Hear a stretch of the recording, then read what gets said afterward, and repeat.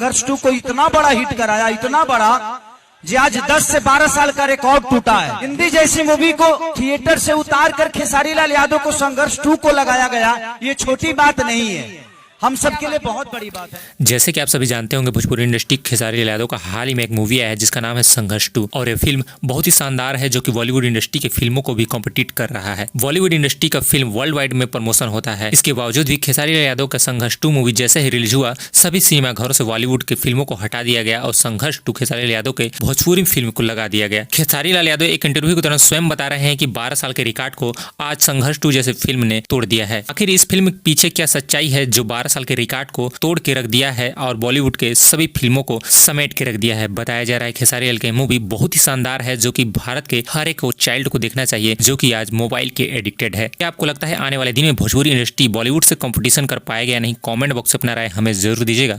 मिलते हैं जल्द किसी न्यू टॉपिक, न्यू इन्फॉर्मेशन के साथ।